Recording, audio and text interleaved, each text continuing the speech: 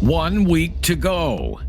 The parties start the race to the finish line. This is Now You Know. I'm Rob Snow.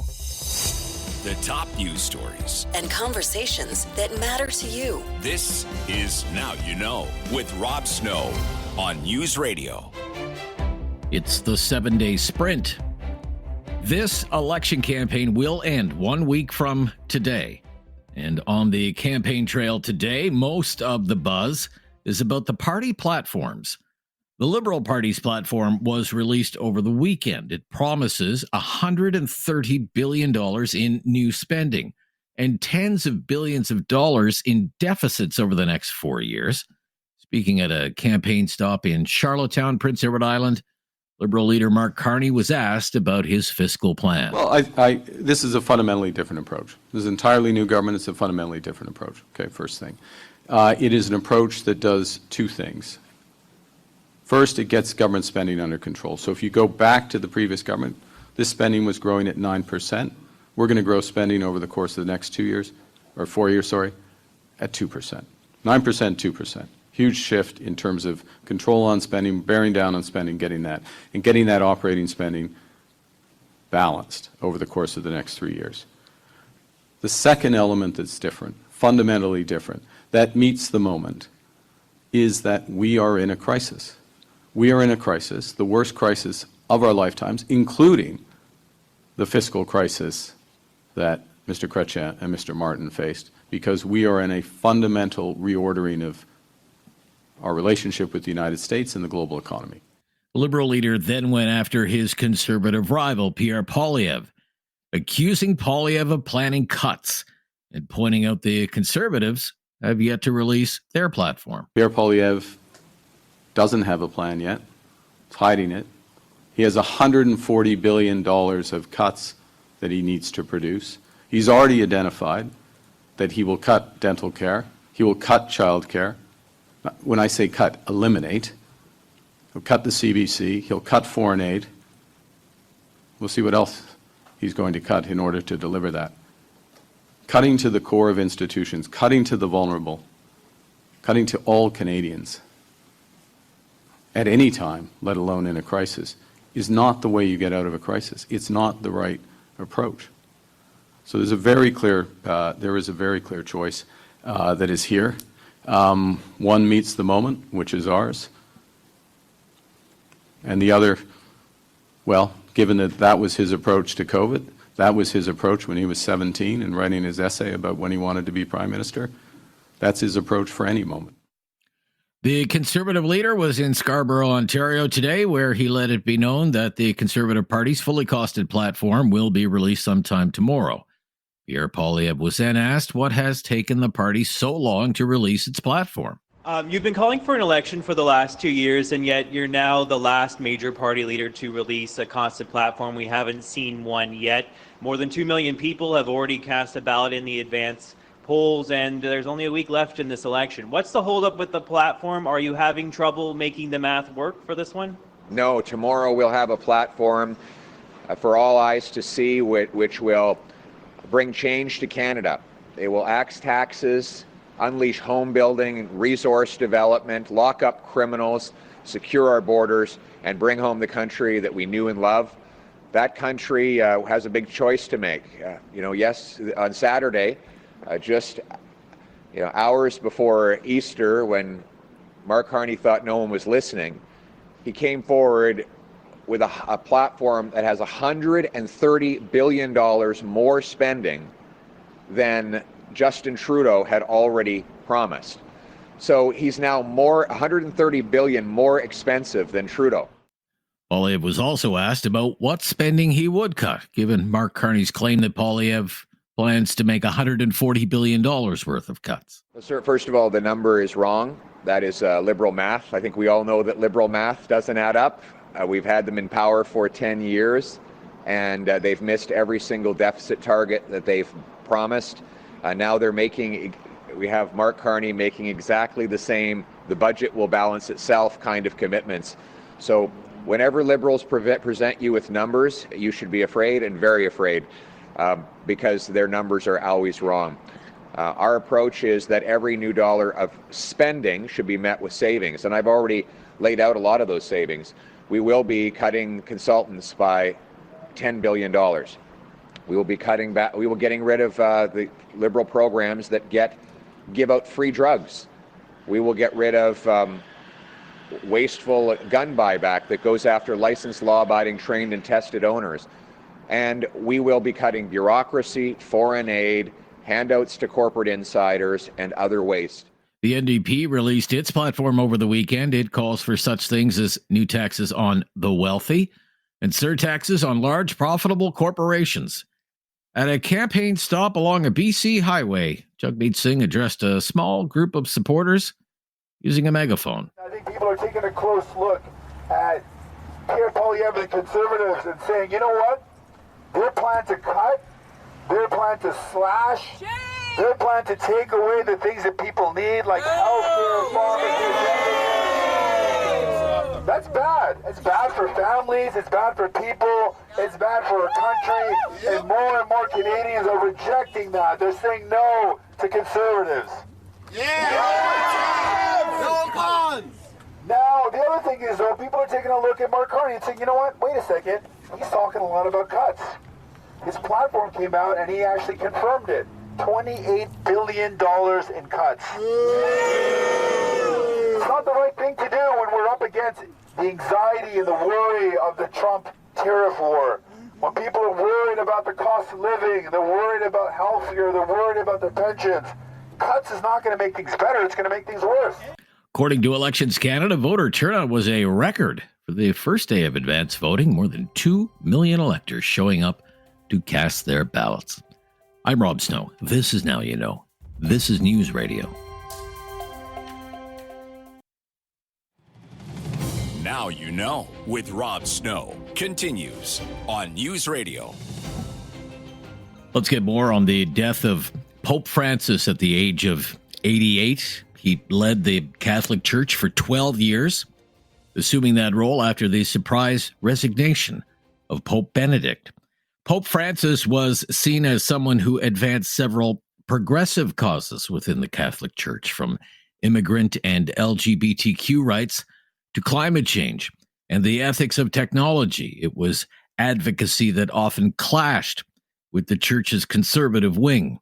And during the Pope's visit to Canada in 2022, Francis made a historic apology for the role the Catholic Church played in Canada's residential schools. Professor Emma Anderson is with us, a professor in the Faculty of Religious Studies at the University of Ottawa. Thanks for joining us today. Hi, Rob. Glad to be here. What made Pope Francis unique compared to some of his predecessors? Well, really, when we think about the legacy of Pope Francis, he's really the only liberal pope that we've had since John the 23rd. John the 23rd, of course, was the pope who introduced Vatican II and what was supposed to have been these kind of really important changes in the life of the church. And, of course, some of them really took and have become integral to how Catholicism's performed today. The fact that we have Mass not in Latin, but in English or French or Dutch or Japanese instead of just in Latin. It also changed, of course, the face-to-face interaction between priests and parishioners, where the altar was moved out from the wall of the sanctuary, such that there could be face-to-face encounter between priest and people. But in many ways, after Vatican II, the Church really took a much more conservative direction, particularly under John Paul II, who was one of the longest-serving popes in Catholic history. And then his predecessors, or his successors, like Benedict, really continued this more conservative angle. So really, it's not until we get to Pope Francis that we have almost a kind of continuity with what John the 23rd was trying to do. So a fairly progressive pope. What do you think it was about his upbringing or his makeup that led him that way? That's an interesting question. If we look at the Pope's biography, I think probably the most important thing that happened to him were his mistakes. He grew up in a very, very difficult time and place, trying to lead the Jesuits in particular in Argentina during a military dictatorship. He had to really try to find a way in which he could make his people safe while at the same time not colluding with evil. And some of the mistakes that he made during that period in his life really haunted him for decades afterwards, and I think led him to have his quite famous humility and the sense of himself as very much a fallible man and a sinner. And I think that has served him well pastorally because it's made him perhaps a little bit less aloof or a little bit less,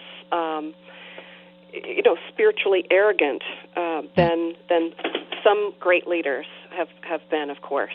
It's easy to think once you're Pope that you're sinless and that you're perfect and that you can call God anytime you want on a cell phone. And definitely Pope Francis didn't have that kind of delusion. He remained very humbly aware of his faults. Yeah. And I think that's why when he was first elected Pope and he came out to make his first public address, he humbly bent his head and asked other people, his parishioners, to pray for him rather than the other way around.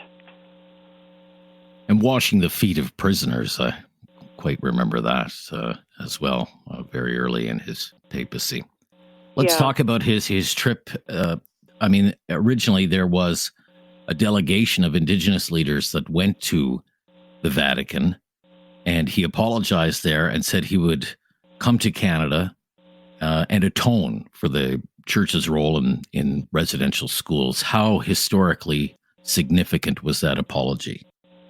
I think it was extremely significant historically because, in a way, I think something that's been sort of used that Catholicism has tended to hide behind in trying to avoid looking at the legacy, the darker side of its own legacy in Canada, has been this evangelization. Like, often when you will talk to Catholic prelates, and particularly the higher up they are, they'll say, well, Jesus gave us a mission. He said that we were to preach the gospel unto the ends of the earth, and that's all we were really trying to do, is to make God's word known and loved amongst all people. And you think to yourself, well, no, not exactly, because at its monstrous height, residential schools had the collusion of the government, the law, they had the RCMP on their side, and they really involved the forcible removal of children from their parents, which, does not in any way, shape, or form conform with what Jesus of Nazareth would have wanted. There's really no excuse for trying to force your own ways of thinking and believing and praying and living in the world on other people, but especially not on children. And what I liked about what Pope Francis had to say is that he didn't just atone for the excesses and the abuses and the cruelty in the system, he atoned for the system itself. Because I think what he recognized was that even if residential schools hadn't had insufficient diets, even if they hadn't been rife with physical and sexual abuse, they still would have been a terrible idea because of this element of coercion. Because any of us who've spent any time with kids know that kids are suggestible, they're open, and they're innocent. And that means that we need to take special precautions that they're not unduly influenced by people who don't have their best interests at heart. And, of course, that's what the residential school system in Canada did. It systematically took advantage of the vulnerability of the very young to try to force a kind of social, linguistic, and especially religious change on Indigenous people in a way that was really deeply hostile, unfair, and arrogant. And I really like the fact that Pope Francis took responsibility for the whole thing, not just the excesses or abuses of the system. The whole system was an abuse. Professor Anderson, thank you so much for your time today. Oh, it was my pleasure, Rob. Thank you. Emma Anderson is a professor in the Faculty of Religious Studies at the University of Ottawa. This is Now You Know. I'm Rob Snow.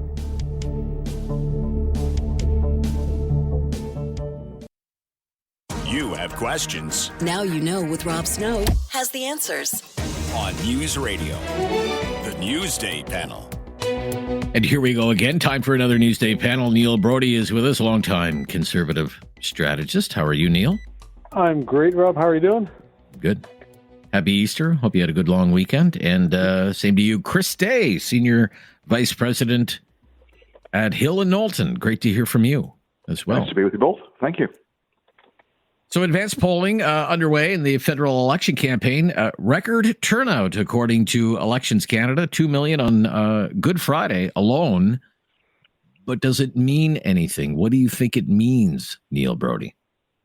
I think it means people hate voting. I think that they, okay. I think they think of it as a task to get out of the way as soon as possible. You know, kind of like eating broccoli. I'd say 90% of Canadians don't want to think about the government. They just want to pay their ever-increasing tax bill, get their passports in a timely manner, and get on with the rest of the day so they can go to work and pay their rent and food, take care of their kids or parents, or, you know, whatever, find out what the next TikTok challenge is. But being involved in politics or a political party is not at the top of their mind. And maybe on another show we can talk about why that is. But I think people just want to get out of the way. It's want to get it out of the way as soon as possible and at the earliest opportunity. Okay. What do you think it means, Chris? I'm going to take a slightly more positive approach. That it means okay. People, I think, have a sincere interest in this particular election. Now, I mean, I've seen people online say, "Oh, it means this."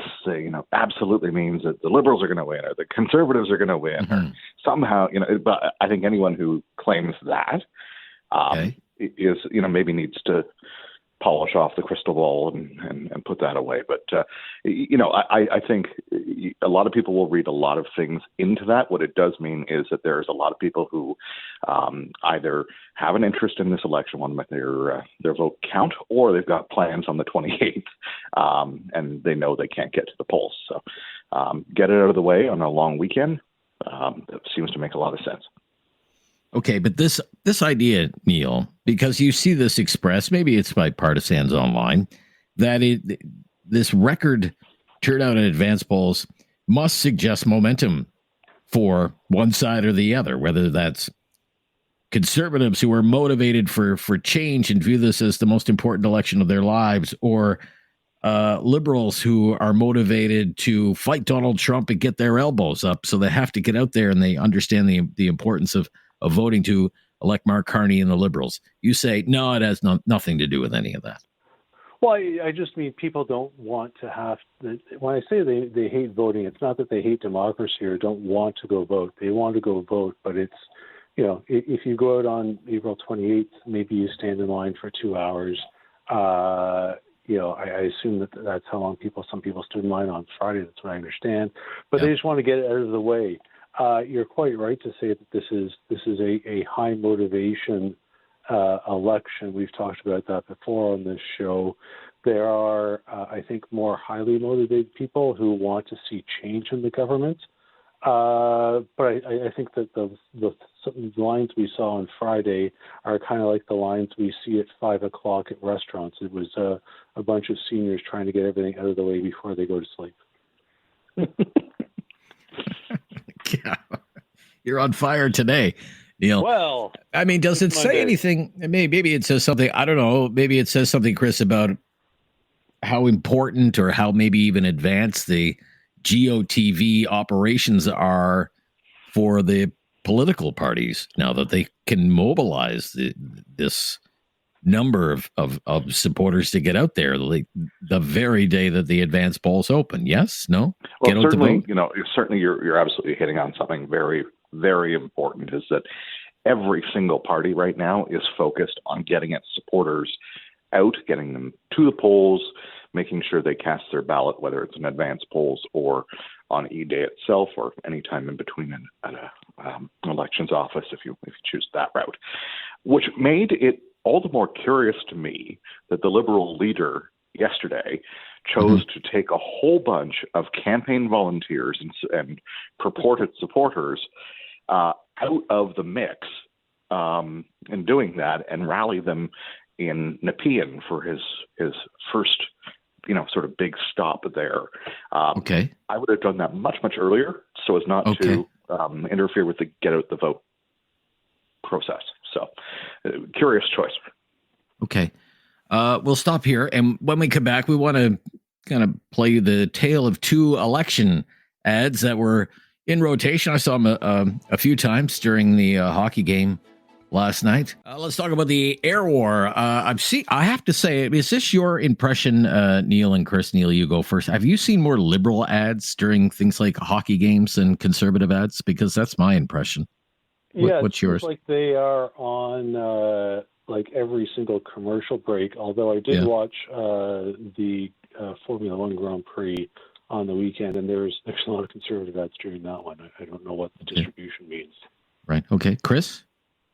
Yeah, I think it depends on the channel you're watching. I was watching Tout le monde en parle in Quebec last night.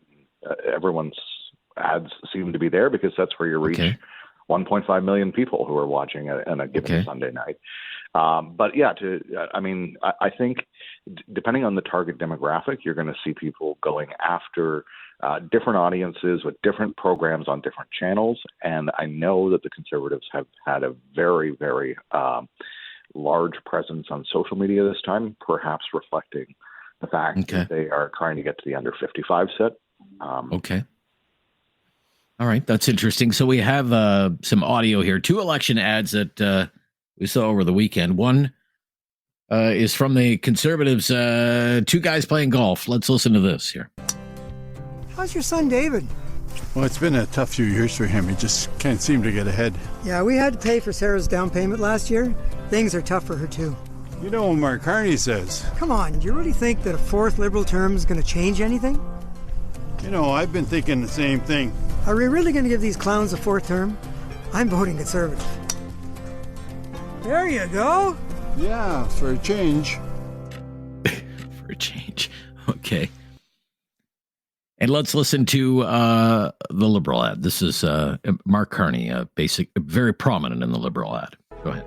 I think this election is different than any election, certainly in my lifetime, because it's about who's going to stand up best to President Trump in this trade war. It's about who is going to build the strongest economy. Fundamentally, it's about what it means to be Canadian. That the reason we want a strong economy is so that everyone in Canada has what they need, is supported, is able to live their full lives. And that's what's at stake. So it's, are we coming together for a better Canada, or is it everyone for themselves? I prefer that we come together to build a better country. Okay. Canada Strong, Liberal logo. What party has the better ad there? Chris Day? So if you like technocratic approaches, I think that the Liberals have a much better ad. In that I think they're hitting on something that is, very issue focused. That's what they want the ballot question to be, is Donald Trump and who's best. What I think about the Conservative ad that works is that you're actually getting two demographics with that ad. What radio listeners might not know about that ad, if they've not seen it on TV, is that the two guys playing golf are of a certain age, right? They're definite boomers. Yeah. And the Conservatives need to shore up their support among boomers and boomer males in particular if they have any hope of winning this thing. Speaking to the struggles of their children. Exactly. In that particular case. And so I think what resonates is that there are a lot of boomers who are very worried about that.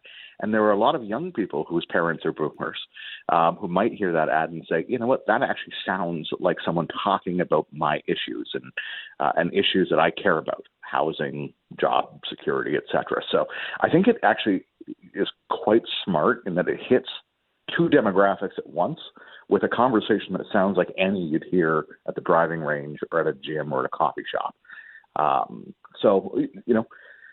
Two different approaches to two different issue sets, both trying to frame the ballot question in their way. Okay. What's the better ad in your opinion, Neil? Well, I like the idea of the conservative ad. It speaks to real issues people are dealing with in the country right now: affordability, safety, security, economic prosperity. The Liberal ad I found self-serving. Mr. Carney going out there saying, "I'm a great guy, just ask me." But I'm a great crisis manager, and I don't think Mr. Carney has stood up to his promotional material. It took him a week to ditch his candidate that had credible ties to the Chinese government. That was a political crisis. It took him a week to figure out. He walked out on his job as head of the Bank of Canada 5 years into a 7-year appointment. He left to move to another country. That's not how you treat your country. He can't reliably tell Canadians about his personal financial interests and how he will be able to perform his duties as Prime Minister without accidentally or intentionally enriching himself. These are not traits of a person who has your best interests at heart. So I found the Liberal one quite self-serving. Okay. What makes the Conservative ad work if you think it works better? What is it about that ad? Chris, my fellow panelist today, is one of the best political communicators in Ottawa, and he hit the nail on the head. It's a conversation that you would expect two real people to be having wherever, in the lineup at the grocery store, on the driving range, waiting for a doctor's appointment or whatever. It's what people talk about. More realistic, more relatable more realistic. Realize that. If you believe the polls, these are still the major issues that the polls identify as the top issues for Canadians. Okay, interesting. So look, when we come back, I have to get your reaction to the platforms such as they are right now, especially the Liberal platform. Some big numbers in there. Not spending. They call it investing, of course. It's investing, not spending. Please don't confuse the two. And where is the Conservative platform? Why is it taking until there is less than a week to go in the election campaign before the Conservatives release their platform? They promised to do so sometime tomorrow. $130 billion in new spending. Deficits between 48 and almost $60 billion for the next 4 years. What do you think of all the new spending in the Liberal platform? Chris Day. I think anyone who held out hope that having a former central banker and former finance official at the helm of the Liberal Party might yield a more fiscally conservative or centrist Liberal Party platform is severely disappointed. And I think that happens to cover a wide swath of voters, to be honest with you. I think people were hoping for better, hoping for different from the Justin Trudeau era, where money was just going out the door as quickly as they could shovel it. And no amount of trying to paper over this notion of operations versus capital spending changes the fact that this is still spending that taxpayers are on the hook for and debt that future generations will be on the hook for. I mean, I have to admit, I was quite caught off guard by the spending commitments that are in there. I thought, given Mark Carney's background, there would be some sort of return to blue liberalism or business liberalism. I was absolutely gobsmacked by the spending or investment commitments that are in there. Neil, were you surprised? What do you think of it? As you said, there's a lot of undefined spending. There's a lot of government overreach, which should be expected from a technocrat. What's interesting is Ms. Freeland resigned as finance minister, 3 or 4 months ago because of deficits of around $30 or $40 billion, and now she's part of a team that's increasing those budgetary deficits by 50% every year. Bills that will be paid by not only Canadians that are alive today, but Canadians yet to be born. I'm not sure what kind of central banker crisis manager plan that is, but Mr. Carney is trying to sell it. Yeah. Well, he says it's to meet the moment. We have to meet the moment because we're facing this once-in-a-lifetime crisis, worst crisis of our lives, Neil. Yeah, I heard that in your last half hour. I haven't heard that clip before. Worst crisis of our lifetime. I guess he wasn't in Canada for COVID. Okay. Well, he thinks that this is clearly worse, that it will do more damage to our economy. And he says that's why this necessitates such spending. I'm just shocked by it. I never thought that, like, if you had told me Mark Carney would be a bigger spender than Justin Trudeau, I never would have thought it. But I guess maybe here it is. But whether it is the NDP platform, which was also released over the weekend, or this Liberal platform, the Conservative platform that will be released tomorrow, do they matter? Is it something that matters, do you think, to voters? Do voters really take the time to look at them and see what's in there? Or, I mean, how we make a big deal of them in the media, and opposition research, I think, in the parties and in the war rooms make a big deal of it. But in the end, are they a big deal? What do you think, Neil? No. No. See the first topic about voting. You said around 2 million Canadians went to vote Friday before seeing any details about the plans the Liberal Party has for their time in government. Most of those people should probably have their ability to vote taken away. They are such low information voters. And they probably mocked Mr. Poilievre's sloganeering, axe the tax, build the home, stop the crime, as pandering to the lowest common denominator. Well, to those people who went out to vote before the platform came out, I say, look in the mirror. Chris, last word to you. So, I mean, this is reflective entirely of a platform that was written before Mark Carney was even leader of the Liberal Party, clearly. I don't think that the average person does look at platform regardless of party. I think some undecided voters may do a bit of a disaster check to make sure, that people have done their homework, or, to read into finer points on things that matter to them. But the average person casts their ballot based on the information that they have at hand and the feeling that they have about a leader and a party. And I would argue that the 2+ million people that have done that already had their mind made up. They have all the information they need at this point. Yeah, okay. Interesting. Chris Day from Hill and Knowlton, good to hear from you today. Thank you so much. And Neil Brody, we will speak soon. Bye-bye. Always a pleasure, Rob. Bye-bye. That's our Newsday panel. Talkback is coming up right after the news on News Radio.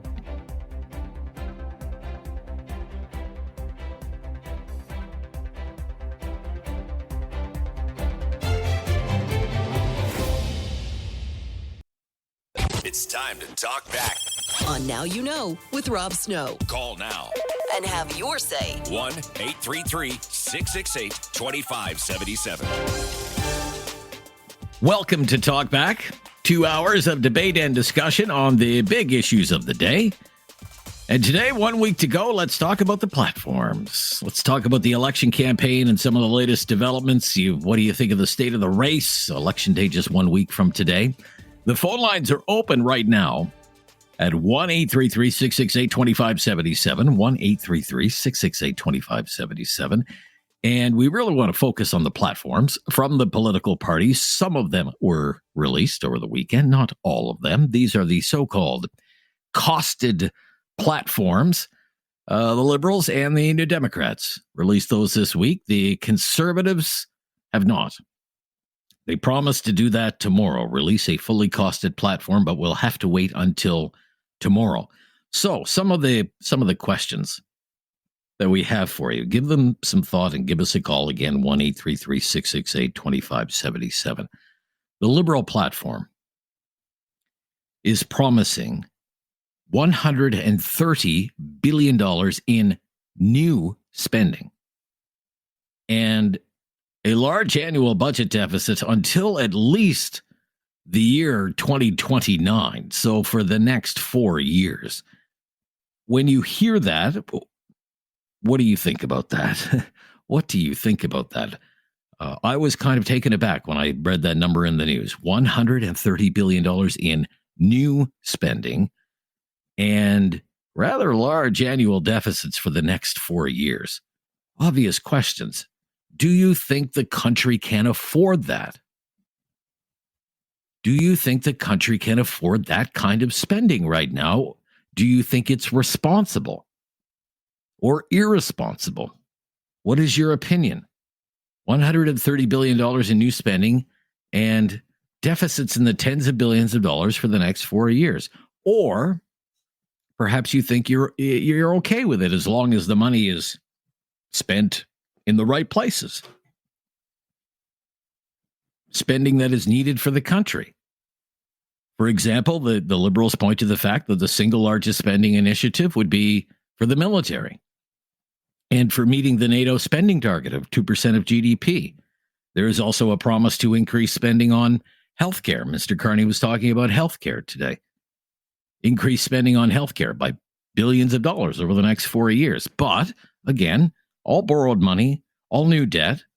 So we would really like to know what you think about the Liberal platform and the $130 billion in new spending and the big deficits for the next 4 years. Please weigh in on that at 1-833-668-2577.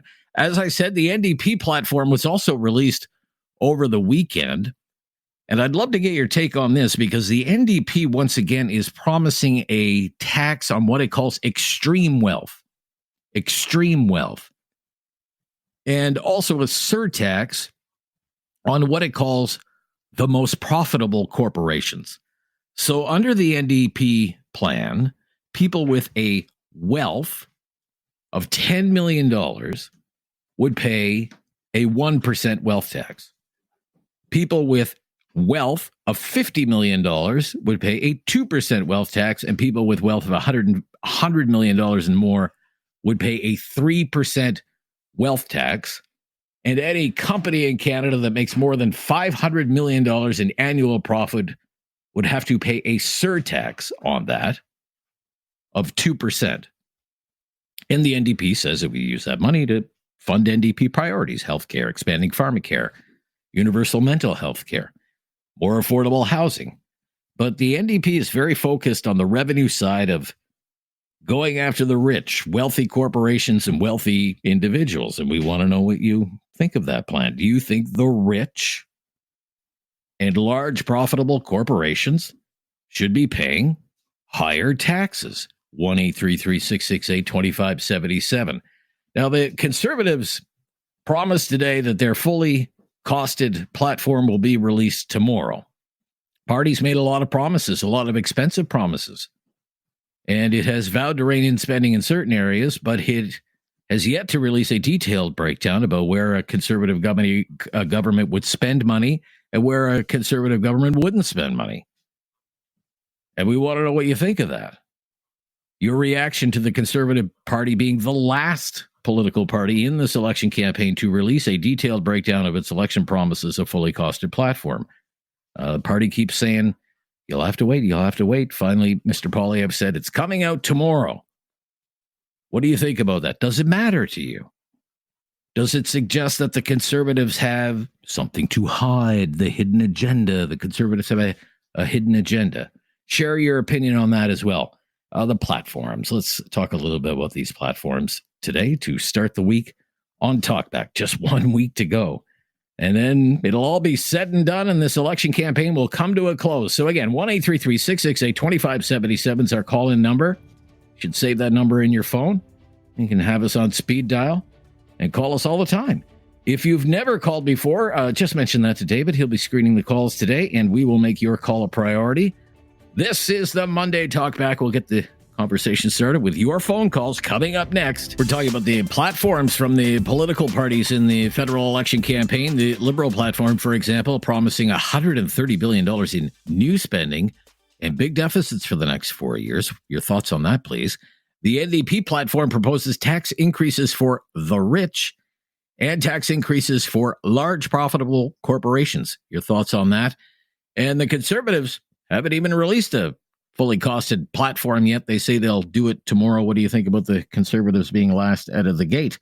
John in Calgary up first today on Talkback. Hi, John. How are you doing today? I'm good, John. How are you? That number came out about the Liberals this morning. I laughed my head off. Really? I thought it was the funniest thing ever. Well, why is put it that? this way, Rob. If you were at home, you're worried about your job, you're worried about your income, you don't know what's going to happen in the future. And then the wife says, you know what, let's fix up the front yard a bit. Let's put in a new walkway, a new driveway. We'll throw it on our credit card and we'll pay for it in a few years. Okay. What would you say? hey, let's do it? No, of course not. You're fiscally responsible. That's not fiscal responsibility. $130 billion, and we don't know if we're not going to get taken over. Apparently, the Liberals got us all riled up that Donald Trump's coming in with the tanks and going to take us over. No. Biggest crisis of our lives, he calls it. What the hell?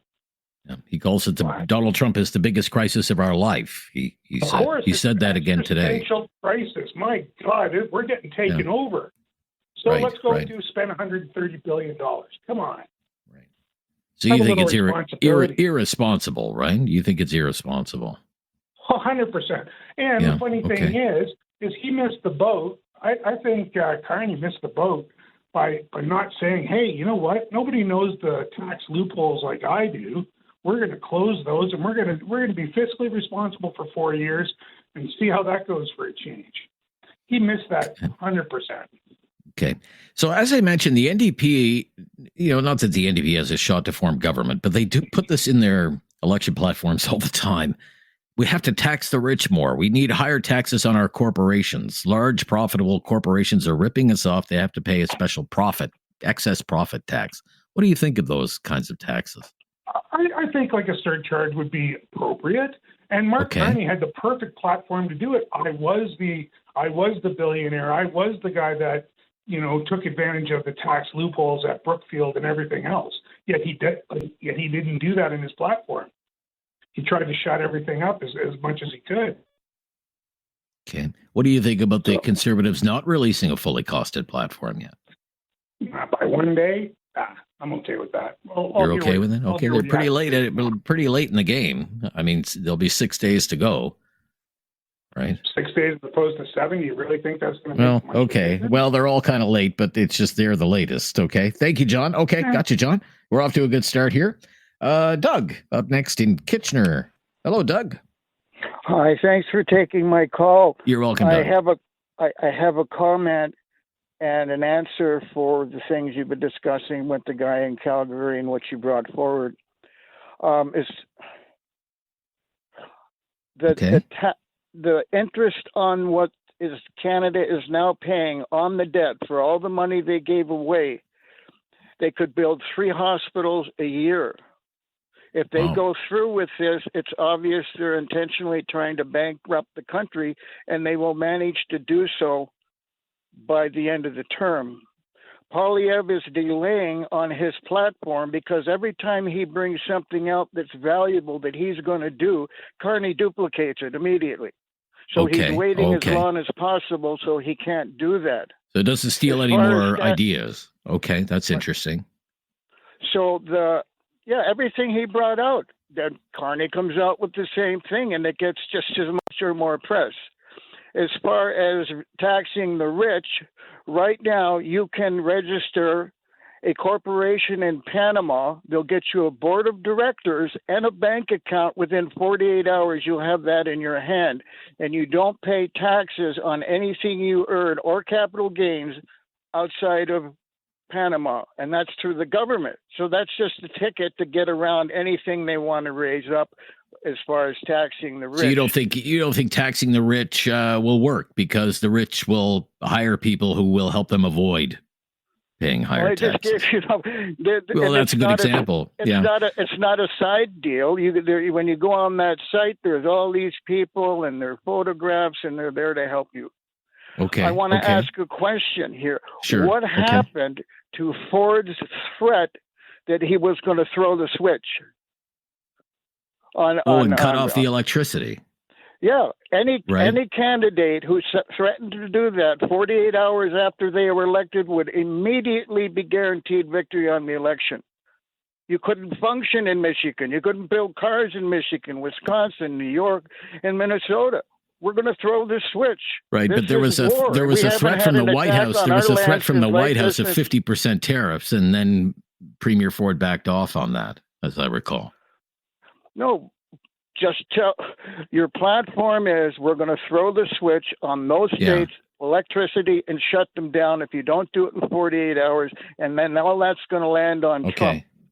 Okay. And I don't know what happened to that threat initially because as I said, he had threatened to put a surtax on electricity, right? A 25% surtax on electricity. And then Donald Trump said, well, we'll put 50% tariffs on your cars. He backed off a little bit. Well, yeah. Okay. All right. Thank you. I got you. Thank you, Doug. Thank you. I don't want to wander too off our topics and get into Doug Ford versus Donald Trump. I want to focus on these three parties that are running in our federal election, the Liberals, the NDP, the Conservatives. 2 out of the 3 have released their platforms now, and I want your take on them here on Talkback. Paul in Cambridge up next on Talkback. Hi, Paul. How are you doing today? I'm good, Paul. Thank you. Hey, listen, for the last couple of months, I've been using this liberal financial planning system. Yeah, I just put everything on my credit card, but I can't figure it out. My balance owing keeps going higher. I thought it was supposed to go lower. Spend your way out of debt. Isn't that how it works? Spend your way out of a crisis. Yeah. Yeah. You know, these deficit spending, the Conservatives, sure, they've released their platform. I don't know how they'd ever have the nerve to do that. But of course, what are they going to do? We've got another 6 days until the election. How much more spending is the Carney going to add on to that over the next 6 days? You know, a couple of $1 billion a day. You know, what's he going to add on? You know, the NDP, they want to tax the rich. Yes. Many years ago. Now, my French isn't that great, but the Communist Party of Canada, Marxist-Leninist, their slogan was, bear with me, "Faisons payer les riches." I believe it translates out to "make the rich pay." So I guess the NDP is just rehashing the Communist Party of Canada Marxist-Leninist slogans from back in the 80s. What do you think about the Conservatives not having released their platform yet? They'll do it tomorrow. They're the last to do it.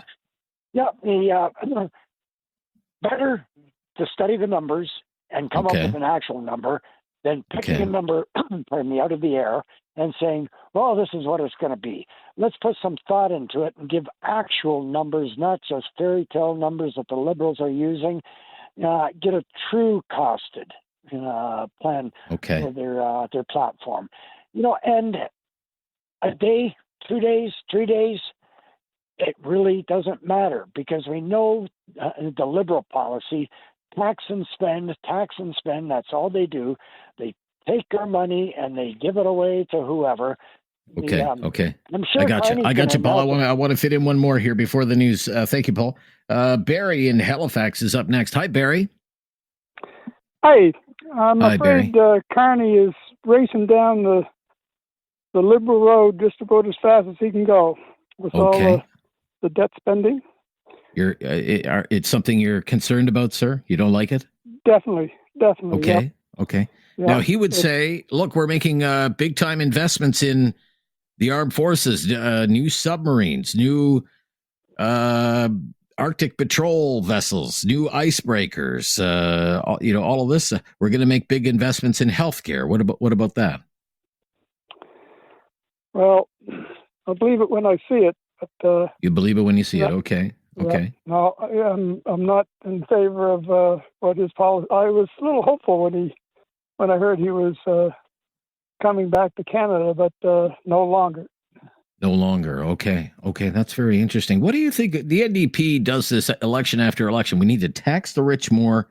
We need to go after the big profitable corporations more. And it's right in their platform now. They think it'll raise tens of billions of dollars. Wealth taxes on individuals. Excess profit taxes on big corporations. What do you think about that? They don't want anyone to have any incentive. No incentive. Okay. All right. What do you think about the Conservatives? They're not even out with their platform yet. They say it'll come out tomorrow. What do you think about that? Yeah, 6 days before the election. See it, but can't wait to see it. I don't see any major issue with it being at the last minute, but I'm kind of hopeful that they'll try to reduce some of the spending and get us a little bit above the water, because I got 4 kids and I hate to see them saddled with this huge debt that the Liberals are building up for the last, 8 years? But it seems to me your biggest criticism today is reserved for the Liberals and their spending plans. Exactly. Yep. All right. Barry, I'm glad we could fit you in, sir. Today on Talkback, you call back anytime. We'll stop here for an update on the latest breaking news and then right back to our phone calls on Talkback. Danny in Dartmouth, Nova Scotia. Hello, Danny. Hi, Rob. How you doing? I'm good, Danny. Good to hear from you today. Good. What do you think of the Liberal platform, Danny? Well, yeah.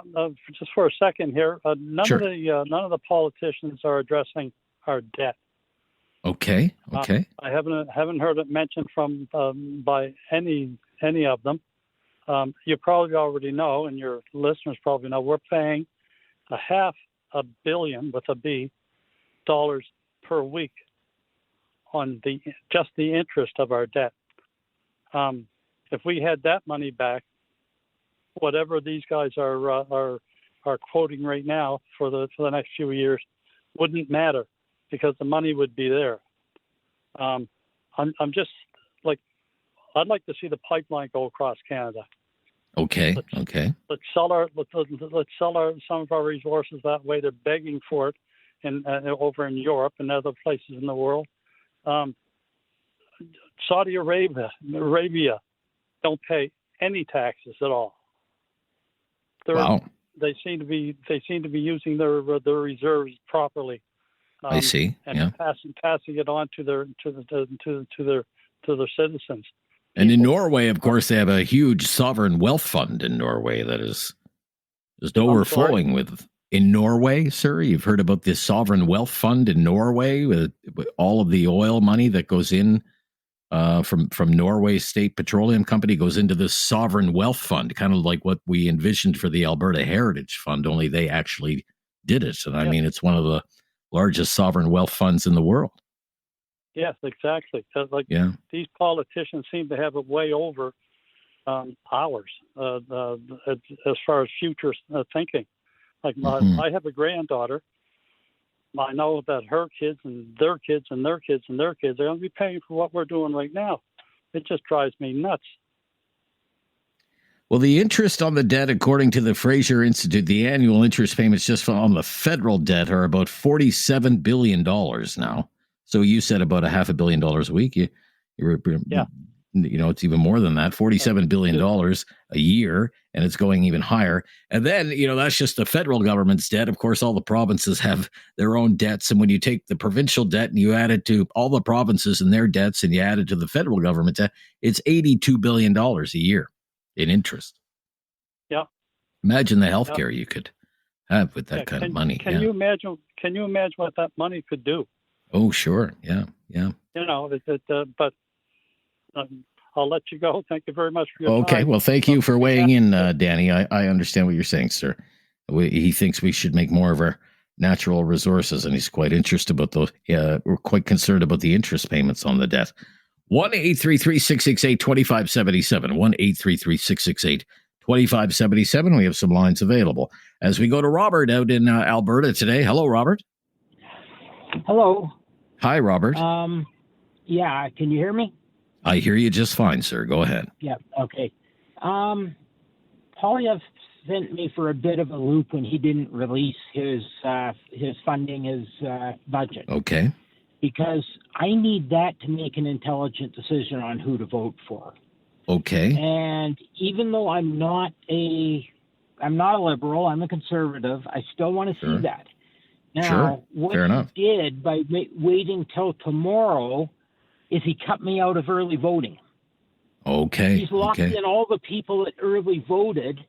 They can't change their votes. Of course not. And if there's anything in there we don't like, they're already stuck. Yes. That could have been a plan. I don't know. But it meant I can't early vote. And why, if it was a plan, what do you think was behind that? Risk of criticism, risk of blowback, opposition research, stuff like that, perhaps, maybe. I honestly don't know. But I told you a couple of weeks ago on here, I said my problem with Polyev is I don't know what he's about. He hasn't truly told us. Well, this is an example of that hasn't really changed. He said lots of things, but they didn't tell me what his true platforms are. Right. You want to know how it all adds up. Right. You want to know how Yeah. it all adds up. Before I decide who to vote for, I'd like to know that. Yes. He just threw me for a loop. Okay. What do you think about what you've heard from the Liberals, though, and the $130 billion in new spending and the big deficits for years to come? I do not like that at all. You don't like but that? I don't know what Poilievre's going to tell us. Right. How big will his deficits be? What will he cut? Mr. Carney says he's going to have to make all kinds of cuts or the numbers don't add up, of course. And he may have to, but we just don't know. Just don't know. Okay. You would have liked to have seen it earlier. I would still vote Conservative, but I still want to know these answers. Okay. And for that reason, you haven't voted yet. So you'll have to vote closer to the end there, of course. Okay. Thank you. I will vote on the day if I even bother. You vote on the day. Yeah. Okay. Thank you, Robert. Great points all around, sir. No arguments for me. The NDP platform proposing tax increases for the rich and very large profitable corporations, they say, would have to pay a new tax as well, while the Conservatives haven't even released a fully costed platform yet. They say they'll do that tomorrow. Daniel in Cambridge. Thanks for calling, Daniel. You're up next on Talkback. Hi there. Yeah, how you doing? I'm good, Daniel. So, yeah, I mean, I can't make a final decision how I'm going to vote until Conservatives release their platform. Okay. But as a previous caller said, I'm very concerned about deficits as well. If we didn't have the deficits, we would have so much money for the programs that we want to spend money on. So that's definitely on my mind. I'm surprised that nobody's actually talked about it during the election. Okay. I really kind of go, did Mr. Trudeau create one final crisis to disarm the Conservatives with the tariffs? I mean, I think the tariff issue is going to get resolved by the end of the summer. Okay. And then we just need to have a responsible government. Okay. Now, when you say you can't vote until you see the Conservative Party's platform, what are you hoping to see in there? What do you want to know more about? I want to know again the cost. Okay. How Conservatives are going to pay for their promises. None of the major parties is fiscally responsible. Right. And that's a big concern. Because I don't keep borrowing on my house every year. Sure. To spend on things. I try to pay down my debt. Of course, yeah. Okay. So when you see these numbers from the Liberals, for example, $130 billion in new spending and big deficits, I mean, historically large by any measure, $48 to $60 billion over the next 4 years. What do you think about that? We can't afford that. Can't afford that. Can't afford to keep adding to the debt load. We need to figure out how to tighten our belts, and the government's grown by a lot. Is it about 180,000 new? Well, the civil service is up by about 50% in the last decade. Added about 50% more to the payroll. Yeah. Yeah, we don't have 50% more people. We don't have 50% better service. We just have 50% more cost. Right. Okay. What do you think about taxing the rich more, or taxing corporations more? Well, yeah, okay. What's the definition of rich, first of all? Because for the past in the NDP platform, it's the wealth tax would start at somebody with a wealth, so all of their assets, minus all the liabilities, a wealth of $10 million. Okay. So I mean, if I have, then that's a what do you consider wealth? I mean, some people may think 10 million is a lot. I'm fundamentally I'm against it, because if I have a lot of money, if I have a lot of wealth, it's easy for me to move. I mean, look at Mr. Carney. Right. He's a perfect example of a wealthy individual that makes it has an easy way to find tax shelters. Okay. All right. So I don't think that'll work. And if you tax corporations, well, corporations are for-profit businesses, and they're going to go, wait, why should I pay X amount of dollars here if I can pay half of that somewhere else? For companies, it's very easy to move. Or why have the shareholders pay it all? Why don't we have our customers pay it? Right. Right? Yeah, sure. Okay, Daniel, thank you. Yeah, interesting points. Kevin in Calgary up next. Hi, Kevin. How you doing? I'm good, Kevin. My saying is, if a politician tells you the sun is shining, go to the window and check. Right. But okay. I don't have a problem with Poilievre not releasing his platform, because I think he's going to governor like Harper. And, it can't be any worse than 10 years of the Liberal government with the tax and spend, tax and spend. And he's already said, ever since he's been itching to call an election, how he's going to make changes and cuts. So I'm pretty sure when he releases his platform, he's going to make cuts.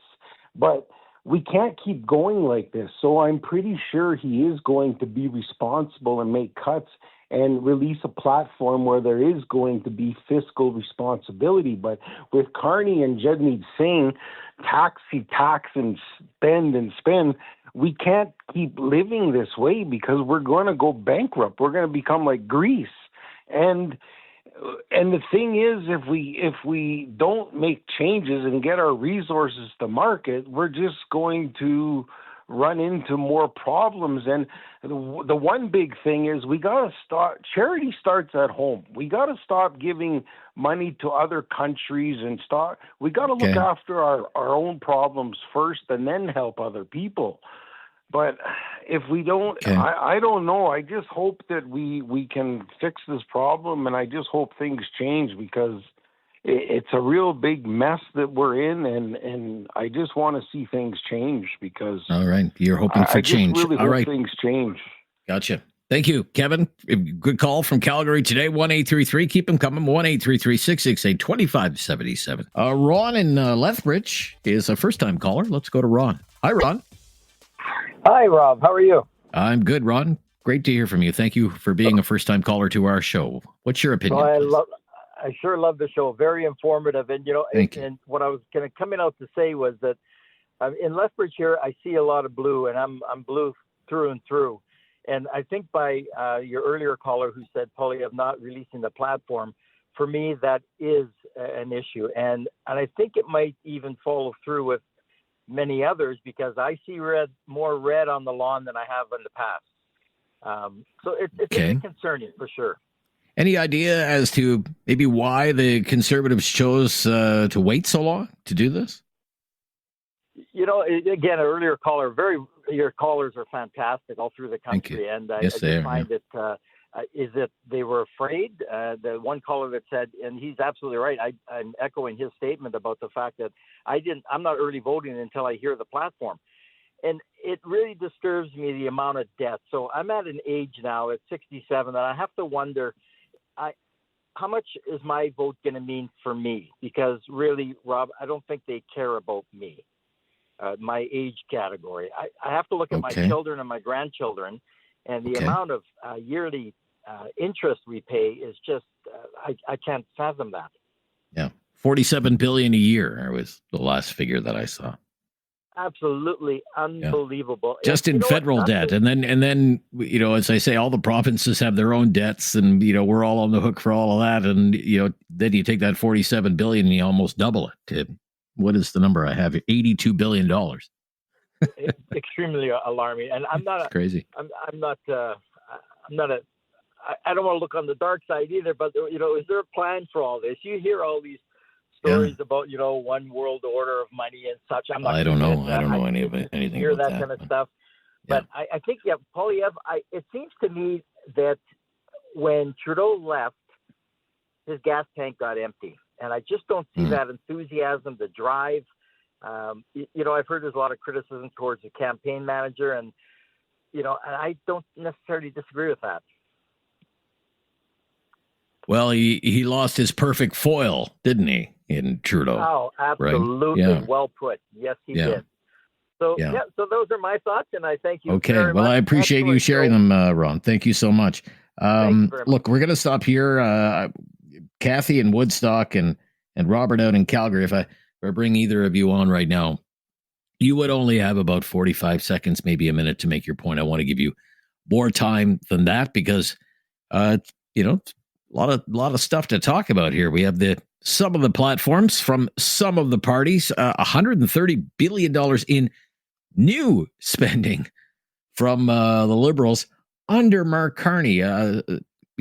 Mark Carney spending more than a Justin Trudeau government. That's the pledge, and has caught a lot of people off guard. And massive deficits, like Chrystia Freeland-sized deficits over the next 4 years.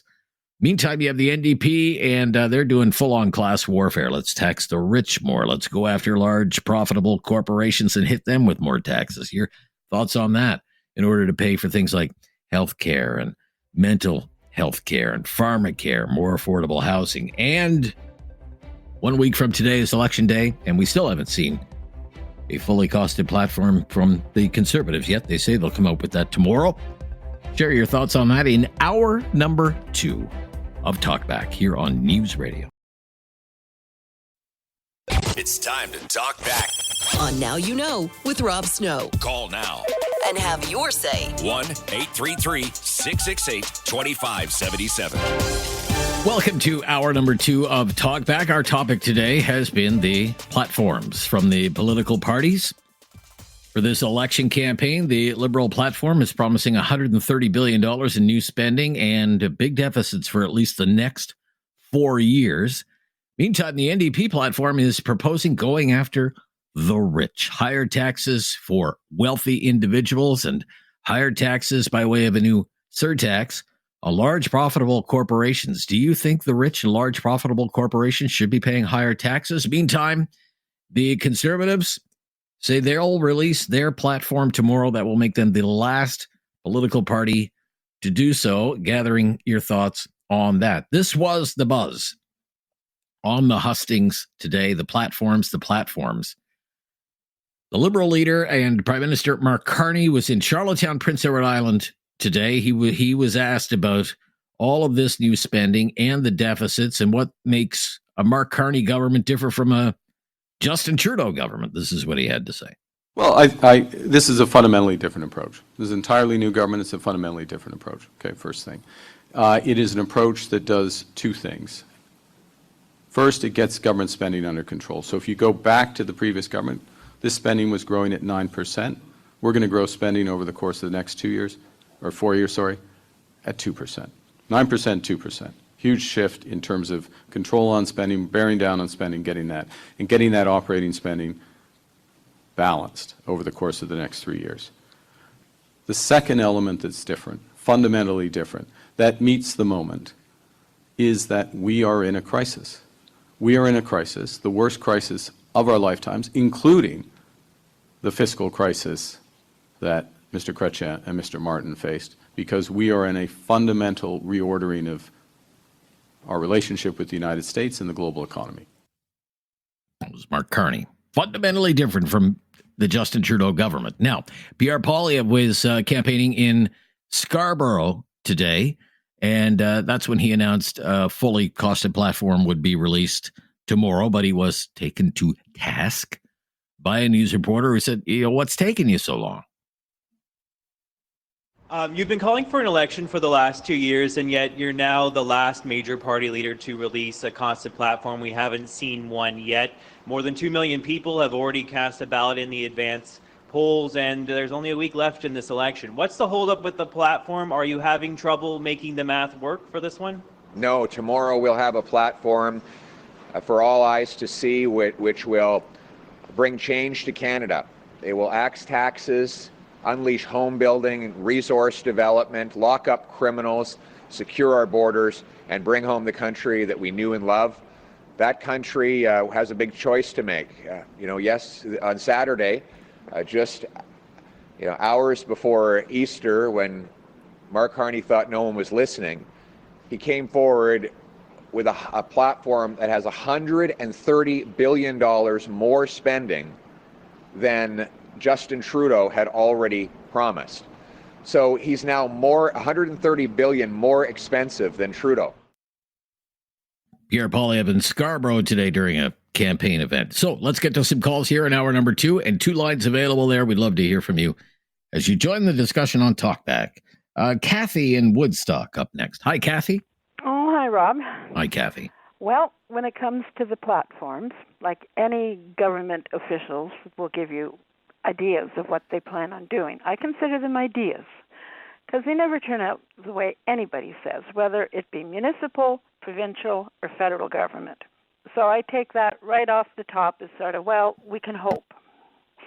Okay. As far as the NDP, people with money are not going to put up with extra taxation, especially at this time. There are many other places they could move off to avoid it. It's not the time to do that on big business. Okay. We have a bigger problem here. Okay. The problem is our country needs to diversify its trade because of the person in the United States. Fair enough. Somebody has to deal effectively with this person as well. Quickly, out of the gate running, deal with them and get our economy diversified to other countries around the world, which means having a relationship with them and getting organized and getting on with it. And if we don't have the right person to deal with those things, it doesn't matter what money they say they're going to spend. It is going to be nothing compared to the havoc that is going to be caused to our economy if we don't get this right. So that's the way I look at it. Okay. As far as the Liberals are concerned, I complained about the Liberal government being too slow to act but under Justin Trudeau. They were sluggish, slow as could be. I hope if Carney gets in, he manages to turn that round. Looks like it. Don't know. Okay. Pierre Poilievre, dragging his tail on this makes you wonder why. I don't know. Why? Now, with that $130 billion spending by Carney, nobody's talking about the fact that half of that is being invested in the country to make us more profitable in the future, long-range investment goals in the country. And the other half is short-term investment. That's basically a 50-50 split. You can't lump it all together. You got it's still all borrowed money. It's still all borrowed money. The country's $1.3 trillion in debt. Yeah. Right? Yeah. But this is a world thing. This isn't just Canada. Okay. This is all countries around the world have been facing this. I blame it on the low interest rates that we had for years and years. Okay. Households have more debt now than they had 10, 20 years ago, too. And when lately have we had a government that's been able to balance the books anywhere? Doesn't happen. A lot of good track record lately. That's for sure. Okay. Thank you. Okay. For your call. Yeah, just like that, we're off and running. It's hour number 2 of Talkback. Let's go to Robert in Calgary. Hi, Robert. Oh, hi, Rob. Hi. Hey, so much for a good weekend. Kind of feels gut-wrenched after I heard those numbers, Rob. Oh, really? Okay. Yeah. Yeah, it's not good. Not good. I was feeling optimistic yesterday.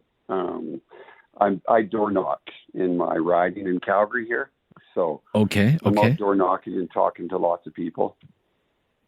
Interesting. And I was getting good response yesterday.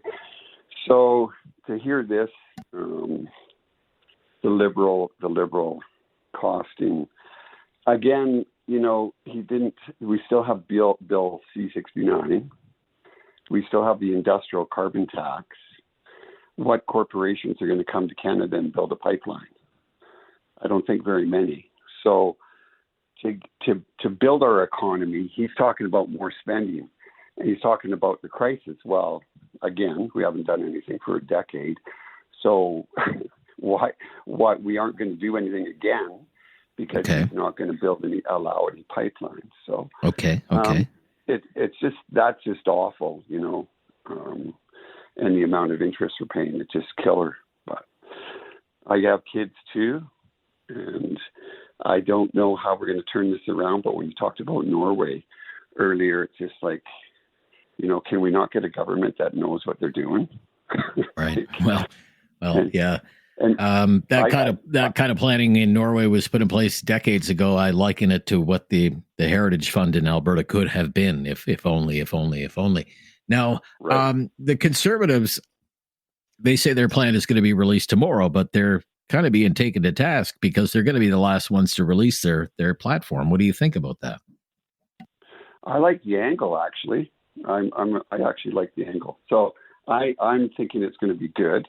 I mean, he's going to cut the civil servants when you talked about 50% more.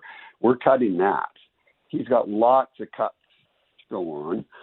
So he's going to be reducing all of our spend and working to get things going and stirring up the economy, get the economy going.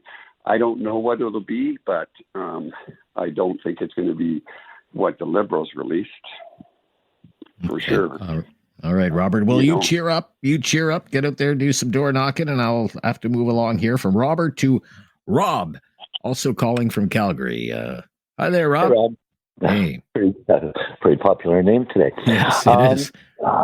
Talking about the promises, biggest thing I find with that is, in your lifetime, have you ever found that any government, be it Liberal or Conservative, or even the NDP, I guess, for that fact, has ever lived up to their promises? There's no accountability. You know, if you went to your boss and said, you know what, I'm going to get a 5% market share, right? Right. And within 6 months. And after 6 months, you guys did a review, and it was 3%. Pretty sure you'd have to answer for that, right? Probably. You don't have to answer to anyone. Okay. So you know take all of these platforms with like a grain of salt or a bag of salt. yeah. It's like Right. it's literally like who promises to give away the most of our money, you know? Right. And, okay. And again, no accountability, you know. And then we put up with it for 4 years. I do have one other quick question, if I may, Rob. Sure. I talked to your screener, and I'd mentioned it, and he kind of agreed with me.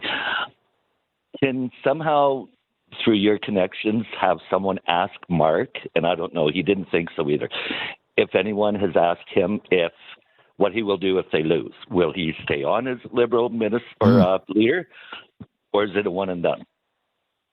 Yeah, good question. I don't know if he has been asked that question directly by a news reporter. David can probably look into that and find out for us. I don't think he's been asked when he does his events. I don't think he's been asked. What if the Liberals don't win? Is he going to be the leader of the opposition, for example? Will he stay on as head of the Liberal Party, and if they don't win, as head of the Good question. Yeah, good question. Okay, thank you. All right, have a Good great to hear day, from you, and Rob. thank you Yeah, for you your too. time. You too. Your Thank show. you. Renee is calling from South Calgary. Hello, Renee.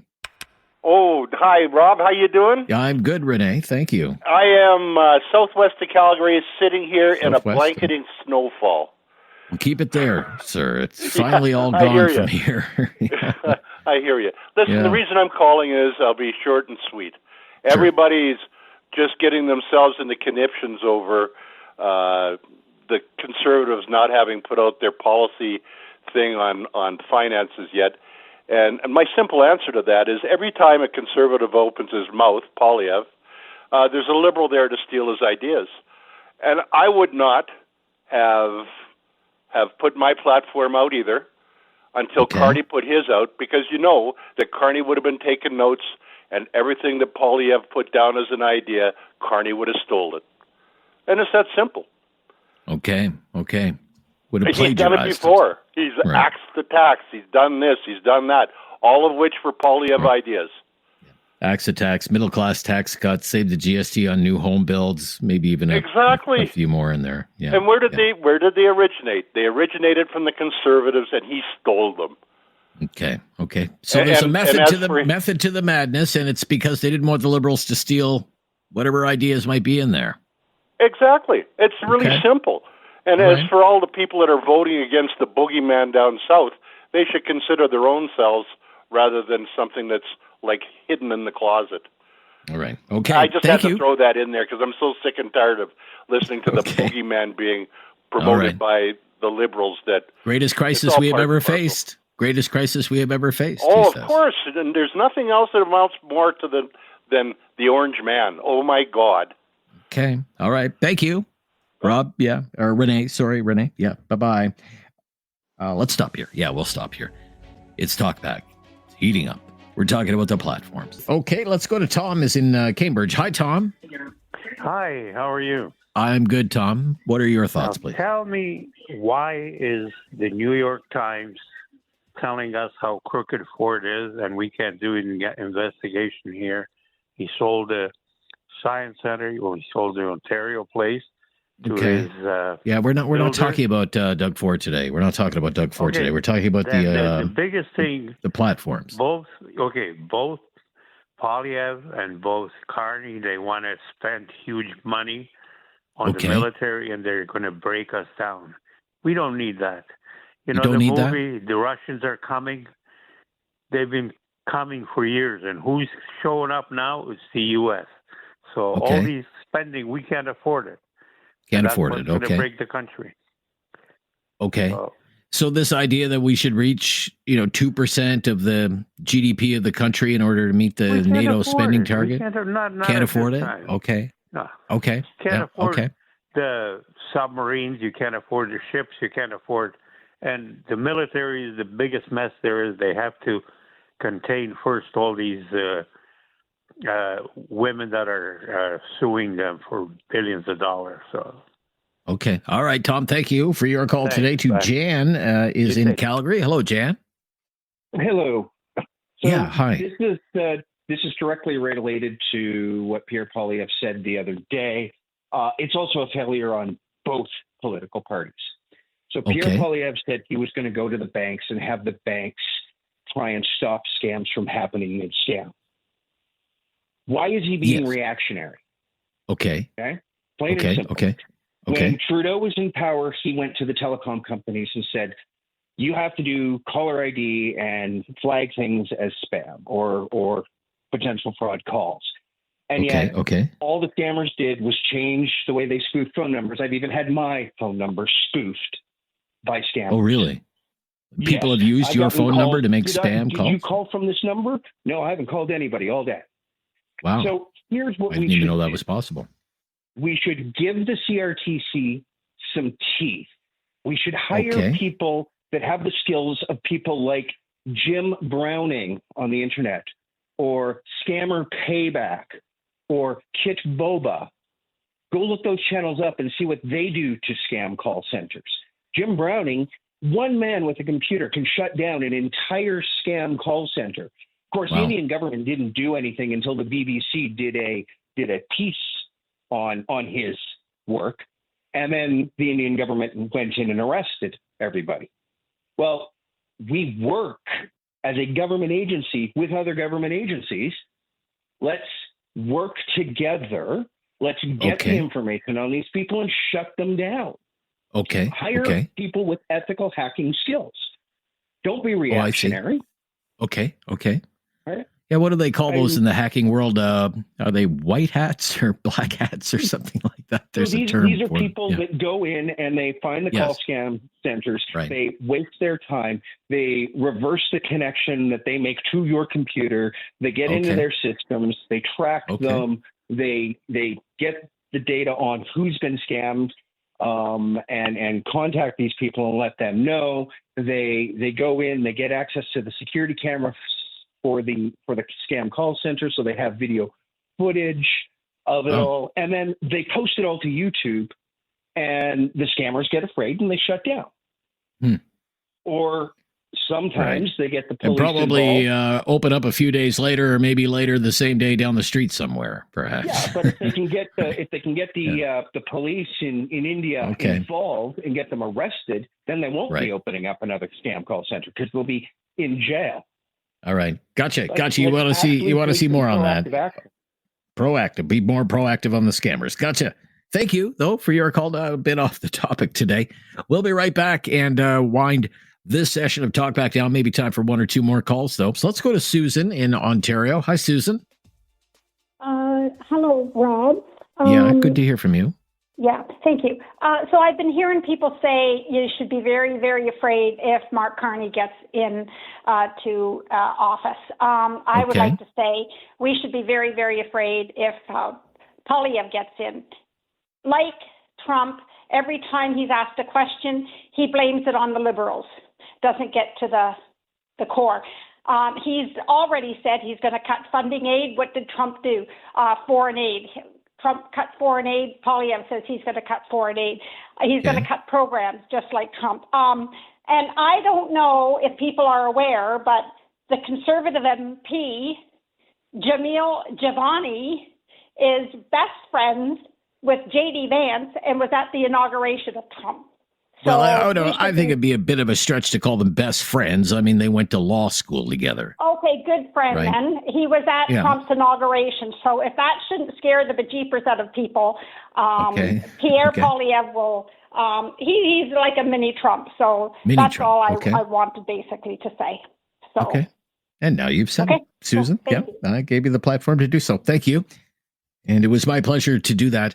I mean, just on the, I would just note that the Liberal platform has been met with some shock because of this figure, $130 billion in new spending. And just given the state of things, people question whether the government, whether the country is in any real position to spend that much money with a national debt that is approaching $1.3 trillion and growing at a rate of $110 million every day, $4.5 million every hour, and our personal share, each and every one of us, is about $30,000. And critics are saying it's irresponsible to pile on all of that new debt and leave the bill to our children and our grandchildren. Now, Liberals, of course, don't see it that way, and they call it investing.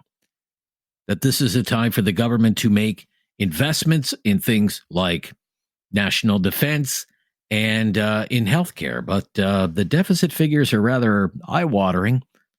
$62 billion for this year, $60 billion next year, $54 billion the year after that, $48 billion deficit the year after that in the fourth year.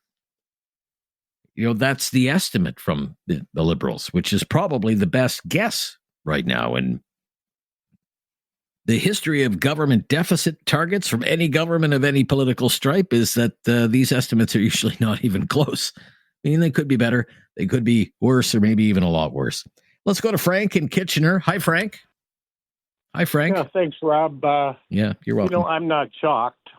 Mostly right now, I'm sitting here very sad and disappointed in the Canadians. Why is that? We've been fooled. I'm 73 years old. I've been here, voting ever since the first Trudeau. And we've been fooled so many times, and we never learn. The issues are clear. I'm not worried about costed platforms. I'm worried about getting things back on track. Okay. And there's a clear choice here. I'm tired of the word crisis. Politicians use it so often, to catalyze, groups. We have to deal with all of them, of course, and we will deal with Trump regardless of, which of the two get in. But we need to get back to base principles. And that is the kinds of things is what can we afford, what's reasonable, what is caring. And there's clearly a group that is focusing on that, whether they can pull it off or not. And that is, the conservative agenda. But I'm so sad. I'm so worried for Canada. You're worried about the future. That's what I wanted to share, that we're just not being very smart. All right, Frank. Well, we'll have to end our conversation there. Thank you for all of your calls today. I really appreciate the discussion. We'll be back and do it again tomorrow with new topics and more calls. I'm Rob Snow, the latest breaking news, next on News Radio.